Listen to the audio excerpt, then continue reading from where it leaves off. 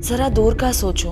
यहाँ रांची में राहुल के लिए सब कुछ सही है, स्कूल, उसके दोस्त, हमारा मोहल्ला। लेकिन हमारा क्या? हमारा क्या विनय? हमने 9 साल हर एक मिनट साथ गुजारा है। काश वो वक्त वापस आता जब तुम मेरे लिए भी वक्त निकालती थी। अब हम पेरेंट्स हो गए हैं, हमारे रोल्स चेंज हो गए हैं। ये पेरेंट्स होते एक कपल के बीच सब कुछ क्यों खत्म हो जाता है? आपसे किसने कह दिया कि हमारे बीच कुछ नहीं रहा? ये हमारा प्यार ही तो है जो हम राहुल में इन्वेस्ट कर रहे हैं। मुझे लगता है कि हमने गलत इन्वेस्टमेंट की है। क्या?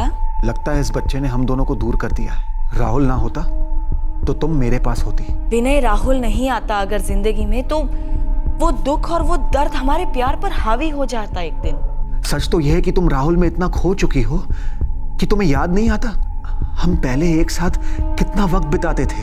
ऊपर से मैं इतना कमा रहा हूँ, इन्वेस्ट कर रहा हूँ, पर जिंदगी से 0 रिटर्न आ रहा है। नेगेटिव में जा रहा है सब कुछ। नेगेटिव आपकी सोच होती जा रही है। विनय, आप ये क्यों नहीं सोचते कि आप जो कमा रहे हैं, जो इन्वेस्ट कर रहे हैं, वो सब हमारे लिए ही है ना? खुद के लिए, मेरे लिए, राहुल के लिए है। जो हमारा है ही नहीं। हेलो विनय, आपको ऐसा नहीं कहना चाहिए था। क्यों? ना बोलने से सच बदलेगा क्या? ना बोलने से मेरा अकेलापन, मेरा दर्द कम होगा क्या? विनय, हम जो सोचते हैं वही कहते हैं, जो कहते हैं वही करते हैं, और जो करते हैं वो हम हो जाते हैं। और इस वक्त मुझे आपकी सोच में स्वार्थ नजर आ रहा है। इतने सेल्फिश कब से हो गए आप? विनय प्लीज, आप इस तरह मुझ पर प्रेशर मत डाला कीजिए। और ये अकेलापन मुझ पर जो प्रेशर डाल रहा है उसका क्या? टैकल करिए उसे, अपने आप को बिजी रखना सीखिए। लेकिन मैं पटना नहीं आ रही हूँ। क्योंकि मैं पटना में हूँ? क्योंकि बहुत जल्द आप पटना में नहीं रहोगे विनय। हर 2 साल में आप अलग अलग शहरों में रहते हो। राहुल की स्टेबिलिटी सबसे इंपॉर्टेंट है इस वक्त। राहुल का सब कुछ इंपॉर्टेंट था, है और रहेगा। मैं तो हुई नहीं ना। राहुल के साथ कंपटीशन कर रहे हैं आप, अपने ही बेटे के साथ। क्या हो गया है आपको? मुझे नहीं पता क्या हो गया है मुझे, पर मुझे पता है तुम्हें क्या हो गया है। तुम एक दोस्त, एक प्रेमी, एक पत्नी थी कभी, अब सिर्फ मां हो, वो भी ऐसे बच्चे की जो। अजी, डिनर तो कब का रेडी है, लेकिन ये इंजन ड्राइवर राहुल साहब ट्रेन रोकने को ही तैयार नहीं है। आपने खा लिया? बस चल रहा है। क्या बनाया है? वही यूजुअल नूडल्स। कितनी बार कहा है आपसे, अगर खुद बनाने का मन नहीं करता तो कोई टिफिन सर्विस कर लो या बावर्ची तो रख लो। ये रोज रोज का नूडल्स वगैरह ठीक नहीं है। ये रोज रोज का अकेलापन उससे भी ज्यादा ठीक नहीं है निशा। विनय, हम फिर उसी बात पर अटक रहे हैं। आप जानते तो हैं मुझे पटना रास नहीं आता। आप रांची ट्रांसफर ले लो ना। बैंक जॉब से ट्रांसफर मिलना नूडल्स थोड़ी ना है कि 2 मिनट में हो जाए। तुम जानती हो हमें हमारी मर्जी से ट्रांसफर नहीं मिलता। आप भी तो जानते हैं अब पहले जैसा तो है नहीं कि हम दोनों ही थे, 2 बैग्स बांधी और हर पोस्टिंग्स पर साथ साथ जाते।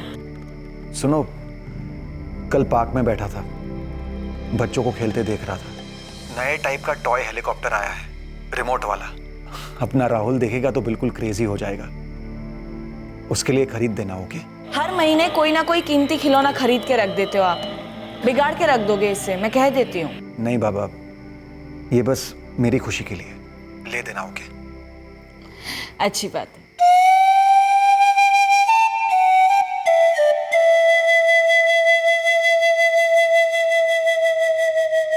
बीवी बच्चा होने की खुशी, उनसे दूर होने का दर्द, दोनों जज्बात मेरे अंदर उधम मचाते हैं।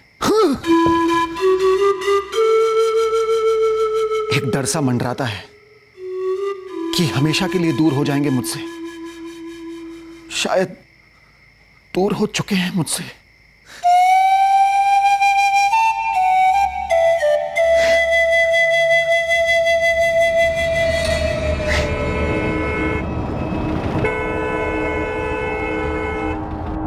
सर, मैं कल भी गया था उनके घर। डोरबेल बजाई, दरवाजा खटखटाया और आवाज भी लगाई, कोई रिस्पांस नहीं मिला। और पड़ोसी? सभी से पूछा, किसी को नहीं पता निशा भाभी और राहुल कहाँ हैं। नहीं जी, मुझे तो कुछ कहा नहीं निशा ने कि कहीं बाहर जा रही हैं। कल सुबह तक तो मैंने दोनों को देखा था। मैं 15 मिनट से कोशिश कर रहा हूँ, कोई रिस्पांस ही नहीं है अंदर से। फोन किया आपने? फोन तो कल से स्विच ऑफ है, तभी तो उनके पति विनय ने मुझे यहाँ भेजा पता करने के लिए। अभिषेक, निशा का फोन पिछले 2 दिनों से स्विच ऑफ आ रहा है। परसों से ट्राई कर रहा हूं मैं। विनय, मैं अभी भी तुम्हारे घर के बाहर ही खड़ा हूँ, अंदर से कोई रिस्पॉन्स ही नहीं है। भाभी कहीं अपने मायके या फिर तुम्हारे पेरेंट्स के घर तो नहीं गई? नहीं, वो दोनों जगह नहीं गई है, मैंने चेक किया है। और अगर जाती भी तो मुझे इन्फॉर्म करके जाती ना। और अपना फोन क्यों बंद रखती वो? तो फिर पुलिस? और सीधे सीधे मैं आपके पास चला आया सर। और ये विनय पांडे कहाँ, पटना में रहते हैं? 1 साल से पटना में ही है, ब्रांच मैनेजर है। इसके पहले उनकी पोस्टिंग यही रांची में थी। निशा भाभी और राहुल यहीं रहते हैं और विनय अकेले पटना में रहते हैं।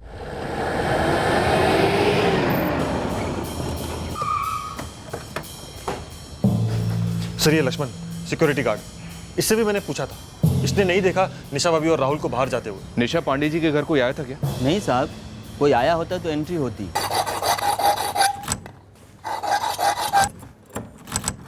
विनय, पुलिस ने भी बेल बजाई, कोई रिस्पांस नहीं है। अब पुलिस दरवाजा खुलवा रही है। अभिषेक, मैं अभी के अभी पटना से निकल रहा हूं, मुझे बहुत डर लग रहा है।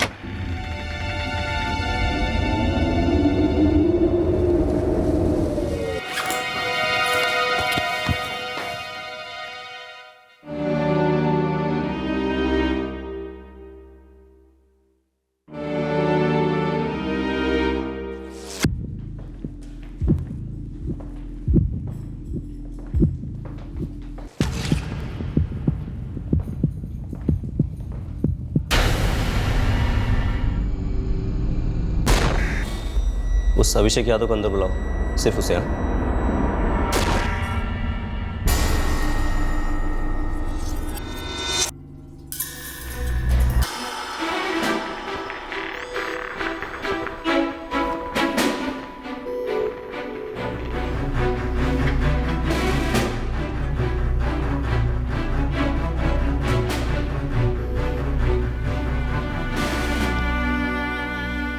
मुझे अंदर क्यों नहीं जाने दे रहे हैं ये लोग? विनय, निशा भाभी और राहुल की बॉडीज पोस्टमार्टम के लिए गई। पुलिस किसी को भी अंदर नहीं जाने दे रही। तुम्हें पुलिस स्टेशन चलना होगा। अभिषेक, तूने खुद ने देखा निशा और राहुल को? क्या सच में निशा और राहुल नहीं रहे?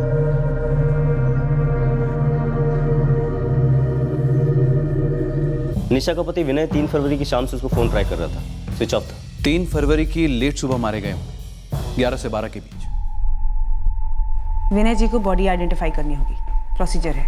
विनय इस वक्त सदमे में है, किसी भी बात पर रिएक्ट नहीं कर रहा है। पर मर्डर्स को 48 घंटे से ऊपर हो चुके हैं। देखिए, हमें कातिलों तक पहुंचना है और विनय जी से कई सवाल भी करने हैं। लेकिन विनय तो 1 साल से पटना में रह रहा है। जब ये हुआ वो तो पटना में था। घर में किसी भी तरह के फोर्स एंट्री के निशान नहीं है। 2 ग्लासेस मिले हैं क्राइम सीन पर। मतलब जाहिर है कि जो कोई भी था या थे वो जान पहचान के थे।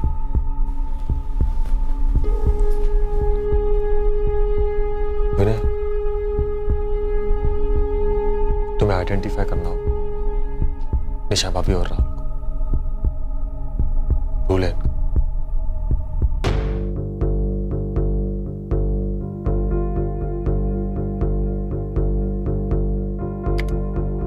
सर, ये जो साइन कर रहा है ये है श्याम गुप्ता। और ये जो इसकी बगल में है सर, ये है जितेन कश्यप।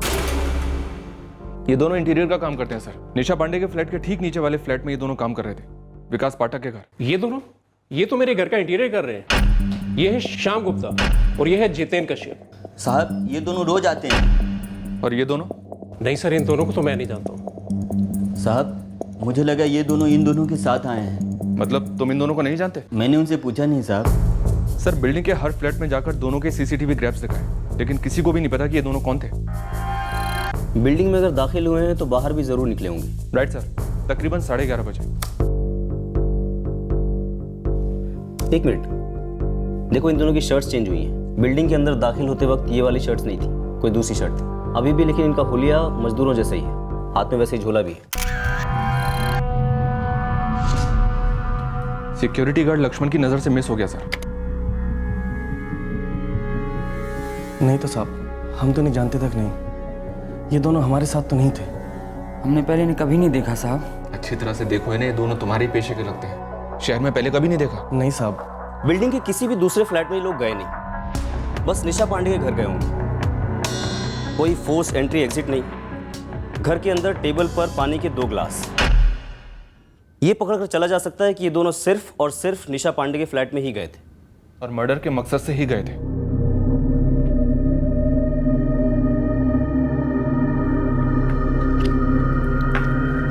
मुझे नहीं मालूम सर। आपकी बिल्डिंग में किसी को नहीं मालूम कि ये दोनों कौन है? उस दिन आपकी वाइफ का मोबाइल स्विच ऑफ होने से पहले उन्होंने ना तो किसी को कॉल किया और ना ही उन्हें किसी का कॉल आया। ऐसा लगता नहीं है कि उन्होंने किसी को बुलाया था। लेकिन आपके घर के अंदर टेबल पर पानी के 2 ग्लासेस मिले हैं, जिससे हम ये अनुमान लगा के चल रहे हैं कि आपकी पत्नी निशा शायद इन दोनों को जानती रही होंगी। इन्होंने आपके घर के अंदर अपनी शर्ट्स भी बदली थी। हो सकता है खून के धब्बे लग गए हों शर्ट पर। ये लोग कौन है सर? और मेरे ही बीवी और बच्चे को क्यों? शायद किसी ने पुरानी दुश्मनी निकाली हो। दुश्मनी एक औरत और एक मासूम बच्चे से, वो भी ऐसे? अभी 2 तारीख को ही तो बात हुई थी। जी, आप कह रहे थे 2 तारीख को बात हुई थी, फिर सब ठीक ठाक था। राहुल अपने नए टॉय हेलीकॉप्टर से खेल रहा था। मैंने निशा से कहा कि मेरी लीव सैंक्शन हो गई है, 14 से 18 घर आ रहा हूं मैं, घर। विनय पांडे को हमारे बैंक में पूरे 15 साल हुए हैं। पिछले साल को ही पटना सिटी के एक ब्रांच के मैनेजर बनाए। प्रमोशन और ट्रांसफर साथ में। निशा जी और राहुल साथ में यहीं रांची में रहे? विनय यहाँ रांची की पोस्टिंग पर 3 साल पहले आया था, तब राहुल छोटा था। निशा को रांची भाग गई तो उन्होंने बच्चे का स्कूल सब यहीं करने का सोच लिया। विनय आता था महीने में पटना से। और रांची से पहले? मैडम, हमारे बैंक में असिस्टेंट मैनेजर लेवल के बाद हर 2 साल में प्रमोशन और ट्रांसफर साथ साथ ही होते हैं। विनय काफ़ी तरक्की कर रहा है, उसके ट्रांसफर भी कई जगह हुए, बोकारो, धनबाद और भुवनेश्वर भी। 2011 से 2012 जब राहुल पैदा हुआ था। राहुल भुवनेश्वर में पैदा हुआ था? लेकिन निशा जी और विनय जी ये तो बोकारो के रहने वाले ना, तो निशा जी बोकारो अपने मायके क्यों नहीं गई डिलीवरी के लिए? क्यों नहीं गई ये मैं कैसे बता सकता हूँ, आप विनय से ही पूछ लीजिए। देखो साहब, आप ना इस सीसीटीवी की पहले के दिनों की फुटेज भी निकलवाओ। ये बंदे मजदूर लगते हैं, हो सकता है पहले भी कभी आए हो। अबे ओ सोमेश, अब क्या तू हमें हमारा काम सिखाएगा? पिछले 3 महीने के सारी फुटेज चेक किए, उसमें नहीं थे ये दोनों। तो कोई नहीं साहब, मैं घुमाता हूँ ये फोटो अपने खबरों के मजदूरों में।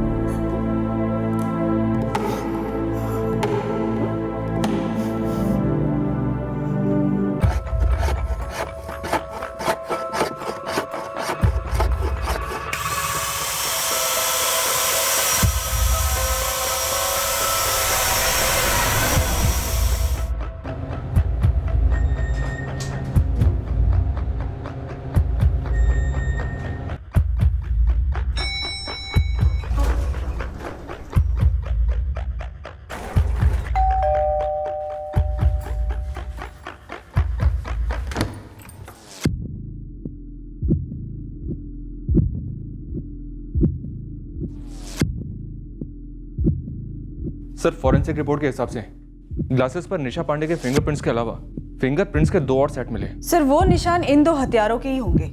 लेकिन ये दोनों पांडे परिवार से किस तरह कनेक्टेड हैं, इस बारे में हमारे पास कोई जानकारी नहीं। एक बात तय है कि निशा पांडे इन दोनों को जानती ज़रूर थी। पत्नी और बच्चा रांची में रहते थे, पति पटना में। दोनों में से किसी का भी अफेयर्स हुए हो सकते हैं। वाइफ निशा के कॉल रिकॉर्ड से ऐसा कुछ मिला तो नहीं है सर।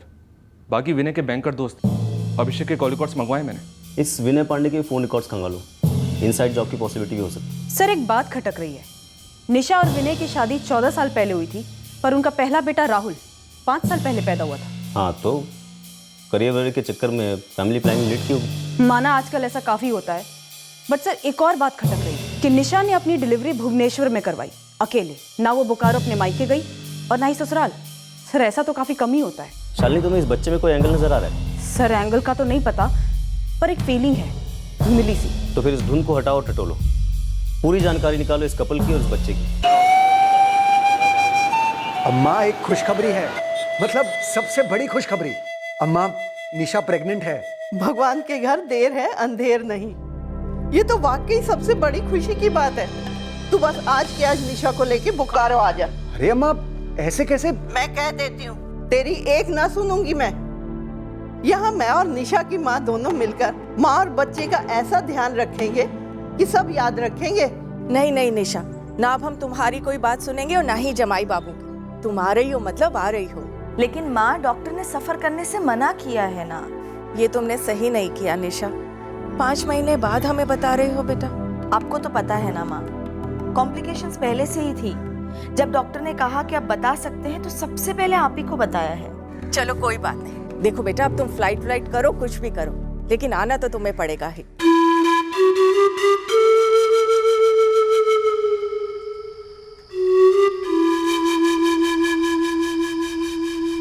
तो आप भुवनेश्वर गई गंगा जी? दरअसल वो दोनों ही मना करते रहे, कह रहे थे सब इंतजाम है, पानी की जरूरत नहीं है। राहुल अचानक से 1 महीना पहले ही आ गया और हम लोग जाएं ना जाएं बस इसी में ही लगे हुए थे। और फिर डिलीवरी के बाद हम तुरंत उसके पास गए। हम सब कितने खुश थे, पोता हुआ था हमारा। पूरे 9 साल क्या क्या नहीं सहा, क्या क्या नहीं किया उन्होंने। कितने डॉक्टर्स, कितनी दवाइयाँ, कितनी दुआएं, मन्नतें, व्रत, उपवास। जब हम भुवनेश्वर गए थे ना, कितनी खुशी थी मेरे बेटे और बहू के चेहरे पर। और अब ये। सर, विनय के उस बैंक का दोस्त अभिषेक के कॉल रिकॉर्ड्स तो क्लीन निकले। उन दोनों हत्यारों की फोटो दिखाए उसे? यस सर, मैंने दिखाया। सर उसका भी यही कहना है कि वो उन दोनों को नहीं पहचानता है। अगर हर कोई यही कह रहा है कि वो नहीं पहचानते हैं, इसका मतलब ये है कि कोई है जो झूठ बोल रहा है। सर सच कहूं तो झूठ और झोल, ये दोनों मुझे इस बच्चे की डिलीवरी को लेकर ही लग रहा है। सर देखिए, 9 साल पहले फर्टिलिटी ट्रीटमेंट्स, टेस्ट शुरू हुए, काफी फ्रस्ट्रेशन हो गया होगा और उसके बाद निशा प्रेग्नेंट हुई। सब पूरे 5 महीने तक निशा ने ये बात किसी को नहीं बताई। सर ऐसा कैसे पॉसिबल हो सकता है? और ऊपर से डिलीवरी के टाइम ना वो अपने मायके बोकारो गई और ना ही वहां से किसी को उसने आने दिया और ना ही ससुराल वालों को। सर वो ऐसा क्यों करेगी? जैसा कि आजकल काफी होता है, गर्भ किसी और औरत ने धारण किया होगा, सरोगेसी, और ये लोग इस बात को पर्सनल रखना चाहते होंगे, उन्हें दुनिया को नहीं बताना था। यस सर, बट कम से कम पेरेंट्स, माँ तो दुनिया नहीं होती ना सर, इसीलिए डाउट जा रहा है। सर मैं कोई आलोचना नहीं करना चाहता, लेकिन मुझे जो सच दिख रहा है मैं वही कहना चाहता हूँ। यही ना कि राहुल इन दोनों का बच्चा नहीं लगता। Right sir. ये बात मैंने भी नोटिस की थी जब मैंने राहुल और उसकी माँ को पोस्टमार्टम रूम में देखा था। सर मुझे लगता है ये सारा मामला कहीं ना कहीं इस बच्चे से जुड़ा हुआ है। डीप जाते हैं और पता करते हैं कि वाकई में इस एंगल में कोई सच्चाई है या नहीं। 5 साल पहले ये पांडे जोड़ा भुवनेश्वर में कहाँ रहता था, क्या हुआ था? मैडम थोड़ा नहीं, काफ़ी कुछ गड़बड़ है यहाँ पर। सब कुछ बताओ शांता। मैडम यहाँ की जय जगन्नाथ कॉलोनी में रहते थे ये विनय और निशा पांडे। 2011 और 12 में मैं पड़ोसियों से मिली, घुमा फिराकर 4-5 औरतों से बातचीत भी की। और मैडम ये कि हमारे पास शक करने जैसा काफ़ी कुछ है। बच्चे के बारे में? हाँ मैडम, पड़ोस की किसी भी औरत ने निशा को पूरी प्रेगनेंसी के दौरान घर से बाहर आते जाते नहीं देखा। मैंने मैटर्निटी होम चेक करने के लिए बोला था, वो किया? हाउसिंग कॉलोनी के आसपास 15 छोटे बड़े प्राइवेट क्लिनिक और नर्सिंग होम गई थी, कुछ नहीं मिला मैम। शांता और ढूंढो। भुवनेश्वर बड़ा शहर है, यहाँ कई हॉस्पिटल और मैटर्निटी होम्स हैं, लेकिन म्युनिसिपल कॉर्पोरेशन तो एक ही है जहाँ सारे जन्म और मौत के रिकॉर्ड होते हैं। लेकिन मैडम 2011 से 2012 के बीच यहाँ पर किसी भी विनय पांडे और निशा पांडे के बच्चे का रिकॉर्ड नहीं मिला। तो फिर ये बच्चा आया कहाँ से? खबर मिली है कि इनके घर पे एक नौकरानी काम करती थी, रुक्मणी नाम की। क्या इस बच्चे का राज इस डबल मर्डर का राज खोलेगा? सर इस बच्चे का जन्म एक मिस्ट्री है जरूर, लेकिन इसका डायरेक्टली डबल मर्डर से कनेक्शन होगा ये कहना इतना भी आसान नहीं है। सर हमारा ये काम कांस्टेबल शांता आसान कर रही है। सर वो उस मेड रुक्मणी के बारे में पता कर रही है। सर शायद ये बच्चा विनय और निशा का नहीं है। लेकिन इन दोनों हत्यारों का क्या? ये क्या वहाँ कोई पर्सनल दुश्मनी निकालने गए थे? सर इन दोनों ने मोबाइल जेवर कुछ भी नहीं चुराया, मतलब चोरी के लिए तो बिल्कुल नहीं आए थे। एक बात तो तय है कि निशा इन दोनों को जानती जरूर थी, वरना वो दरवाजा खोलकर उन्हें घर में बैठाकर पानी क्यों पिलाती? कहीं ऐसा तो नहीं कि विनय हमसे कुछ छुपा रहा है? सर मैं चाहता हूं कि निशा और राहुल के हत्यारे पकड़े जाए और उन्हें सजा भी मिले, पर तब तक मैं इस घर में नहीं रह पाऊंगा जहां उनकी इतनी भयंकर हत्या की गई थी, वो भी सिर्फ 1 हफ्ते पहले। लेकिन इस वक्त इन्वेस्टिगेशन काफी नाजुक स्टेज पर है, इसलिए आपका शहर में होना बहुत जरूरी है। आप चाहें तो कहीं और शिफ्ट कीजिए, पर प्लीज अभी शहर मत छोड़िए।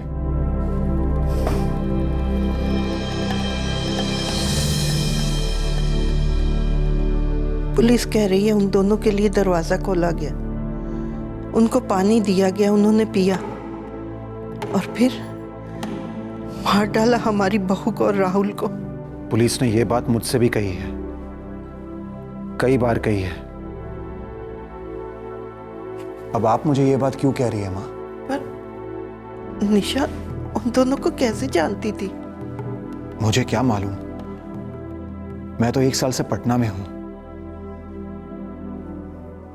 मजदूर लगते हैं दोनों, किसी काम से बुलाया होगा पहले कभी, फिर उस दिन भी दोबारा शायद किसी काम से ही बुलाया होगा, और क्या।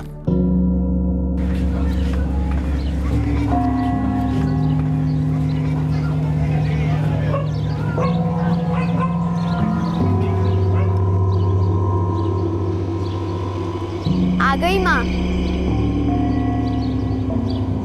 रुक्मणी, मैं कांस्टेबल शांता। जी मैडम। 5 साल पहले यहाँ विनय और निशा पांडे रहते थे। तुम काम करती थी ना उनके यहाँ? हाँ जी। 2 साल थे वो यहाँ। तुम पूरे 2 साल थी उनके साथ? जी। निशा पेट से थी और यहीं भुवनेश्वर में उसने अपने बच्चे को जन्म दिया? जी मैडम। राहुल नाम रखा था उस बच्चे का, बड़ा प्यारा बच्चा है। लेकिन बात क्या है? निशा पांडे और बच्चे राहुल दोनों का कत्ल हो गया है रांची।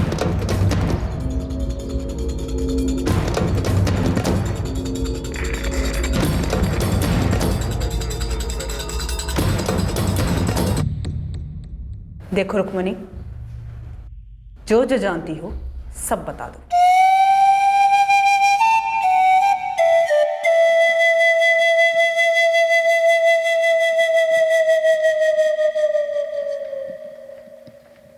विनय जी, क्या आप राहुल के पिता हैं? ये कैसा बेहुदा सवाल है? सवाल सीधा है, ये केस बेहुदा है। दोबारा पूछ रहा हूं, क्या राहुल आपका और निशा जी का बेटा था? उन 2 सालों में भुवनेश्वर के किसी भी हॉस्पिटल में या म्युनिसिपैलिटी के रिकॉर्ड में सबूत नहीं है कि निशा और विनय का कोई बच्चा हुआ था।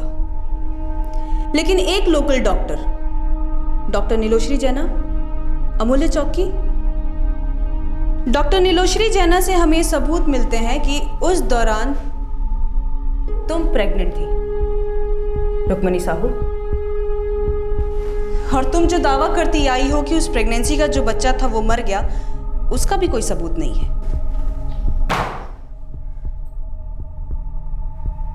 वो बच्चा मरा हुआ पैदा हुआ था मैडम। तो डेथ सर्टिफिकेट होना चाहिए ना, जो नहीं है। और तुमने हमसे झूठ बोला कि निशा प्रेग्नेंट थी, बल्कि तुमने हमें ये नहीं बताया कि तुम प्रेग्नेंट थी। देखो रुक्मणी, हमें पूरा शक है कि निशा का राहुल दरअसल तुम्हारा बच्चा है। और अब जब निशा और राहुल दोनों का मर्डर हो चुका है और तुमने हमें सच नहीं बताया ना, तो हम ये मानकर चलेंगे कि निशा और राहुल के कत्ल में तुम्हारा भी हाथ हो सकता है। तो सोच लो।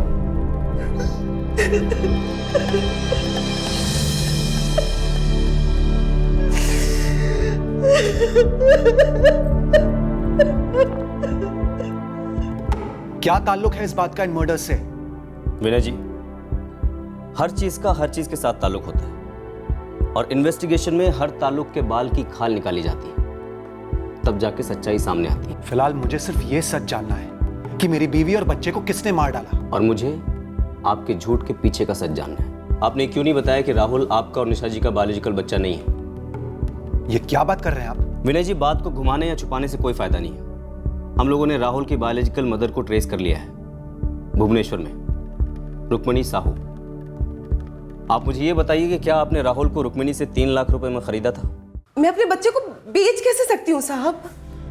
नहीं रुक्मिणी, हम तुम्हारा बच्चा खरीद नहीं रहे हैं, हम बस तुम्हारे बाकी 2 बच्चों की परवरिश के लिए एक छोटी सी गिफ्ट दे रहे हैं, मतलब मदद कर रहे हैं तुम्हारी। देखो रुक्मणी, जगन्नाथ ने तुम्हें 2 सुंदर और स्वस्थ बच्चे दिए हैं। तुमने तो देखा है हमने क्या क्या नहीं किया बच्चे के सुख के लिए। लेकिन अब डॉक्टर्स ने भी जवाब दे दिया है, मेरी कोख में बच्चा ठहर ही नहीं सकता। रुक्मिणी, हम इस बच्चे को पूरी तरह से अपना लेंगे, उसे सबसे अच्छी परवरिश देंगे, उसकी हर मांग पूरी करेंगे। ये मेरा वादा है तुमसे। प्लीज एक बार इसके बारे में सोचो। हाथ जोड़ता हूं तुम्हारे आगे, प्लीज। मेरा पति दिहाड़ी मजदूर है मैडम, जिस दिन काम मिला उस दिन 4 पैसे घर आते। मैं घर कामों से उस बच्चे को उतनी अच्छी परवरिश नहीं दे पाती जो वो लोग देने के लिए तैयार थे। और वो 3 लाख भी देने को तैयार थे। ना मैडम, मैंने पैसे के लिए नहीं बेचा था अपने बच्चे को।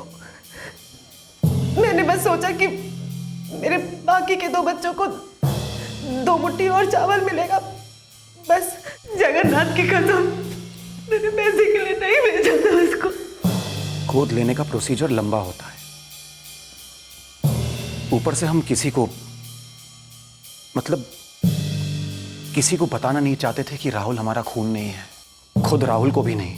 ये राज सिर्फ निशा और मेरे बीच रहने वाला था। मैं पागलों की तरह तरसता था दोनों के लिए। हर पल यही सोचता था कि काश वो दोनों मेरे साथ पटना में होते। इतने सपने देखे थे मैंने उन दोनों के लिए, लेकिन आज वो दोनों मेरे लिए सपना बन गए। एक भयंकर सपना। क्या ये भयंकर सपना आप ही ने रचा था विनय पांडे? क्या कहा आपने? क्या निशा और राहुल का कत्ल आपने करवाया? आपकी हिम्मत कैसे हुई मुझसे ये बात पूछने की? मैनेजर साहब, हमारी हिम्मत को साइड में रखिए। आप सिर्फ सवालों के जवाब देने की हिम्मत जुटाइए। आप इतना घिनौना इल्जाम मुझ पे कैसे लगा सकते हैं? क्योंकि हरकत ही इतनी घिनौनी हुई है। नहीं, देखिए विनय जी, ये दोनों हत्यारे कोई अजनबी नहीं थे। शायद निशा जी इनको जानती थी। कैसे जानती थी? मुझे कैसे पता? मैं तो पटना में था ना। तो पटना से सुपारी दी होगी, भेज दिया होगा उन दोनों को निशा और राहुल का कत्ल करने के लिए। ये कोई रॉकेट साइंस तो नहीं है ना। हमें सिर्फ ये जानना है कि ये रॉकेट फायर क्यों हुआ, कौन सा ऐसा कारण था जिसकी वजह से आपने इतना बड़ा और भयंकर कदम उठाया और अपनी पत्नी के साथ साथ उस मासूम बच्चे को ही मार डाला, जो भले ही आपका खून ना हो, लेकिन एक 5 साल का मासूम बच्चा तो था। Shut up, just shut up, okay? दोबारा कभी ये बात मुझसे मत कहिएगा कि वो मेरा बच्चा नहीं था। अरे आपको हमारी एक प्राइवेट बात क्या पता चल गई कि राहुल को हमने गोद लिया था, तो अब आप ये कहेंगे कि राहुल मेरा बच्चा ही नहीं था? मारा क्यों विनय पांडे? नहीं मारा, अपनी जान से ज्यादा प्यार करता था मैं दोनों को। क्या सिर्फ पैदा करने से बच्चा अपना हो जाता है? बच्चे की परवरिश जरा भी मायने नहीं रखती है क्या? मारा क्यों? आप जैसे लोग ना, जिनके आसानी से बच्चे हो जाते हैं, हम जैसे लोगों का दर्द कभी नहीं समझेंगे। वो 9 साल टॉर्चर थे हमारे लिए, लेकिन सिर्फ हम दोनों का प्यार हमारी ताकत थी। निशा और मैंने हर दर्द एक साथ झेला, हरदम मौजूद थे एक दूसरे के लिए। उन सारी टेस्ट के दौरान, उन सारे मन्नतों के दौरान, मंदिर, दरगाह, हॉस्पिटल्स, लेबोरेटरीज के चक्कर काटे हमने एक दूसरे को कसकर पकड़कर। उन 9 लंबे सालों के बाद हमारी जिंदगी में राहुल आया। इम्पॉसिबल। विनय को मैं पिछले 15 सालों से क्लोजली जानता हूँ। पटना पोस्टिंग के बाद भी उसके काम में कोई कमी नहीं आई। हाँ, लेकिन विनय को अपने परिवार की कमी खाई जा रही थी। सर, ये कैसा सवाल है? वो दोनों राहुल पर जान छिड़कते थे और अभी आप लोगों से पता चल रहा है कि वो उनका अपना खून नहीं था। पर फ्रैंकली सर, ये मैटर कैसे करता है? मानसिक हालत। हेलो सर, विनय पांडे एक सीनियर बैंक ऑफिसर है। विनय जब हर महीने 2-4 दिनों के लिए आया करता था, तो क्या उसके और निशा के बीच कोई झगड़ा होता था? अगर आपके कहने का मतलब है कि जोर जोर से चिल्लाना, मारपीट वगैरह, तो मेरा आंसर है नो। निशा अकेलापन तो महसूस करती थी, पर वो हर लॉन्ग डिस्टेंस जोड़ा करता ही है ना सर। लेकिन निशा ने आपके साथ कभी कुछ शेयर किया अपनी शादी की किसी प्रॉब्लम के बारे में? कभी नहीं। दरअसल उनके बीच बहुत प्यार था, जो अक्सर बच्चा आ जाने के बाद जोड़ों के बीच कम हो जाता है। तो बच्चे को लेकर कोई खटास? बच्चे को लेकर खटास? सर क्या बात कर रहे हैं आप?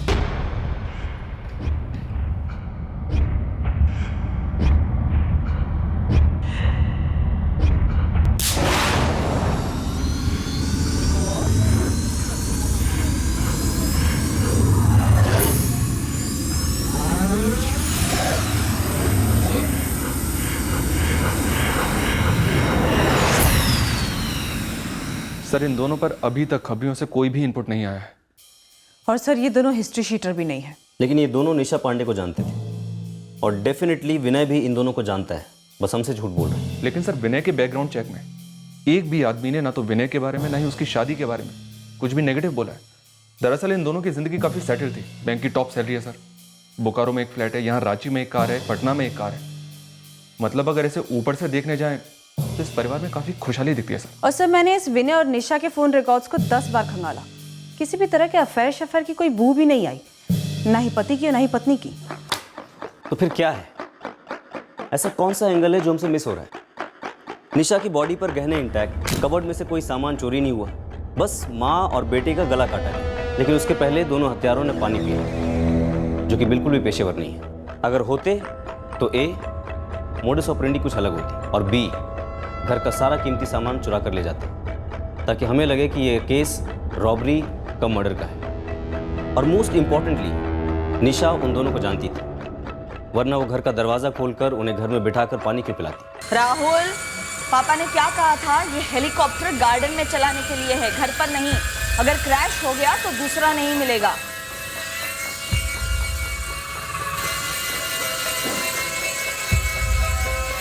बेटा राहुल बंद करो ना, मम्मी बात नहीं कर पा रही है। मम्मी बस लास्ट राउंड।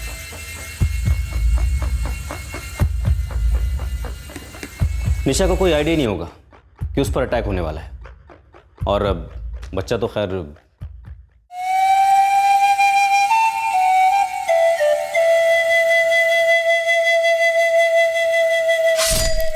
शायद ये दोनों खास निशा और बच्चे को मारने आए थे सर, मतलब भेजे गए थे।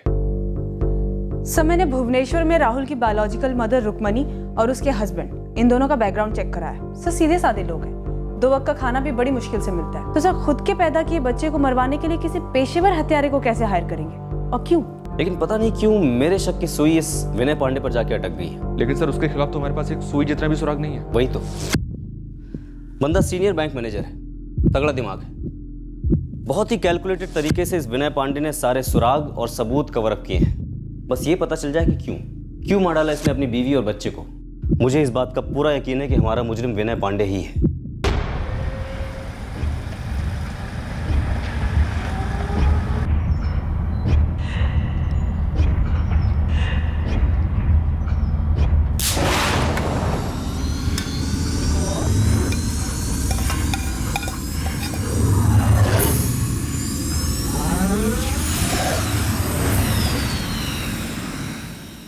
ये अकेलापन मुझे अकेला ही नहीं छोड़ता है निशा।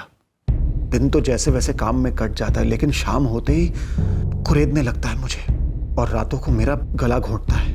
कुछ भी खाना गले के नीचे उतरता ही नहीं है। जिंदा रहने के लिए नूडल्स बना लेता हूँ। जरा दूर का सोचो, यहाँ रांची में राहुल के लिए सब कुछ सही है, स्कूल, उसके दोस्त, हमारा मोहल्ला। लेकिन हमारा क्या? हमारा क्या विनय? हमने 9 साल हर 1 मिनट साथ गुजारा है। काश वो वक्त वापस आता जब तुम मेरे लिए भी वक्त निकालती थी। अब हम पेरेंट्स हो गए हैं, हमारे रोल्स चेंज हो गए हैं। ये पेरेंट्स होते ही एक कपल के बीच सब कुछ क्यों खत्म हो जाता है? आपसे किसने कह दिया कि हमारे बीच कुछ नहीं रहा? ये हमारा प्यार ही तो है जो हम राहुल में इन्वेस्ट कर रहे हैं। मुझे लगता है कि हमने गलत इन्वेस्टमेंट की है। क्या? लगता है इस बच्चे ने हम दोनों को दूर कर दिया है। राहुल ना होता तो तुम मेरे पास होती। विनय राहुल नहीं आता अगर जिंदगी में, तो वो दुख और वो दर्द हमारे प्यार पर हावी हो जाता एक दिन। सच तो यह है कि तुम राहुल में इतना खो चुकी हो कि तुम्हें याद नहीं आता हम पहले एक साथ कितना वक्त बिताते थे। ऊपर से मैं इतना कमा रहा हूँ, इन्वेस्ट कर रहा हूँ, पर जिंदगी से 0 रिटर्न आ रहा है। नेगेटिव में जा रहा है सब कुछ। नेगेटिव आपकी सोच होती जा रही है। विनय, आप ये क्यों नहीं सोचते कि आप जो कमा रहे हैं, जो इन्वेस्ट कर रहे हैं, वो सब हमारे लिए ही है ना? खुद के लिए, मेरे लिए, राहुल के लिए है। जो हमारा है ही नहीं। हेलो विनय, आपको ऐसा नहीं कहना चाहिए था। क्यों? ना बोलने से सच बदलेगा क्या? ना बोलने से मेरा अकेलापन, मेरा दर्द कम होगा क्या? विनय, हम जो सोचते हैं वही कहते हैं, जो कहते हैं वही करते हैं, और जो करते हैं वो हम हो जाते हैं। और इस वक्त मुझे आपकी सोच में स्वार्थ नजर आ रहा है। इतने सेल्फिश कब से हो गए आप? विनय प्लीज, आप इस तरह मुझ पर प्रेशर मत डाला कीजिए। और ये अकेलापन मुझ पर जो प्रेशर डाल रहा है उसका क्या? टैकल करिए उसे, अपने आप को बिजी रखना सीखिए। लेकिन मैं पटना नहीं आ रही हूँ। क्योंकि मैं पटना में हूँ? क्योंकि बहुत जल्द आप पटना में नहीं रहोगे विनय। हर 2 साल में आप अलग अलग शहरों में रहते हो। राहुल की स्टेबिलिटी सबसे इंपॉर्टेंट है इस वक्त। राहुल का सब कुछ इंपॉर्टेंट था, है और रहेगा। मैं तो हुई नहीं ना। राहुल के साथ कंपटीशन कर रहे हैं आप, अपने ही बेटे के साथ। क्या हो गया है आपको? मुझे नहीं पता क्या हो गया है मुझे, पर मुझे पता है तुम्हें क्या हो गया है। तुम एक दोस्त, एक प्रेमी, एक पत्नी थी कभी, अब सिर्फ मां हो, वो भी ऐसे बच्चे की जो।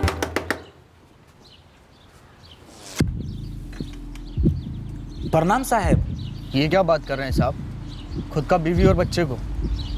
सब ठीक तो है ना साहब? क्या ठीक है क्या नहीं ये जानना तुम्हारा काम नहीं है। 4 लाख दे रहा हूं, मेरा काम हो जाना चाहिए। कहाँ करना है साहब? कब करना है? रांची, एड्रेस दे रहा हूं, लेकिन तुम दोनों मुझे एक बार भी फोन नहीं करोगे, ना ही मैं तुम्हें फोन करूंगा। ये रहे आधे पैसे, बाकी काम हो जाने के बाद यहीं पे तैयार रखूंगा। जीवन, सुरेश, दोनों यहाँ पर अचानक? मैडम वो रांची आए थे किसी काम से, तो विनय बाबू से पता चला कि आप और बबुआ यहीं रहने आए हैं, तो हम सोचे आपसे मिल आते हैं। कोई फर्नीचर का काम वाम हो तो बता दीजिए। फर्नीचर का तो अभी कोई काम है नहीं, पर इतनी दूर से आए हो, चाय नाश्ता करके जाना। आ जाओ अंदर आ जाओ।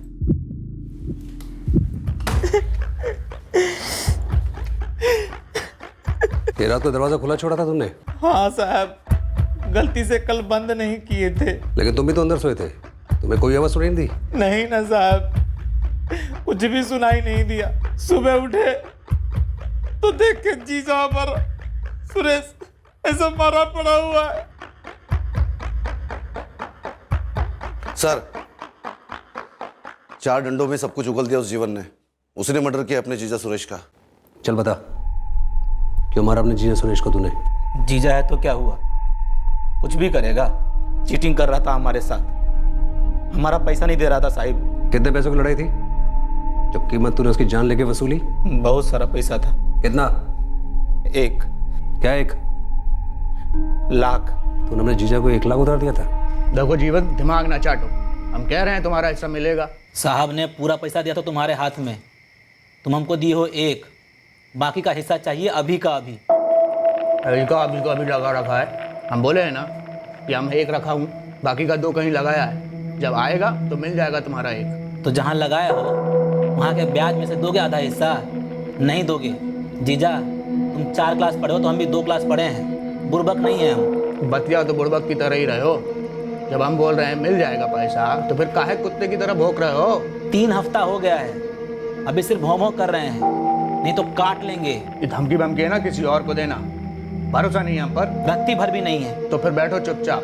हमको मालूम था वो हमारा पैसा नहीं देगा, चालाकी करेगा हमारे साथ। ऐसा गुस्सा आया कि रात में हथौड़ा उठाए और माथा पड़ती है बस। ऐसा कौन सा फर्नीचर बनाया तूने जो किसी साहब ने तेरे को 4 लाख मजदूरी दी? बोल बोल।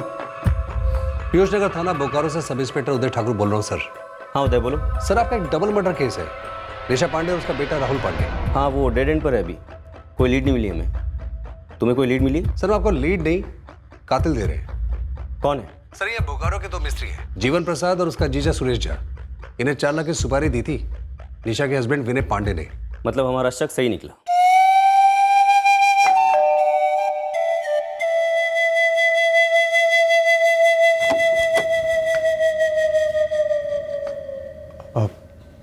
जी कुछ पता चला? बिल्कुल पता चला विनय जी, लेकिन दोनों में से सिर्फ एक पकड़ा गया है।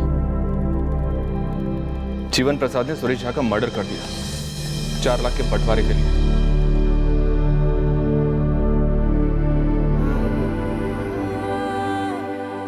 आपकी और निशा दीदी की दलीलें सुन के दिल मेरा पिघल गया था। कलेजे पे पत्थर रख के मैंने अपना बच्चा आपको दिया था। आपने क्या किया? आपकी सोने की थाली से बेहतर तो मेरे हाथ के 2 निवाले होते, बच्चा मेरा जिंदा तो होता।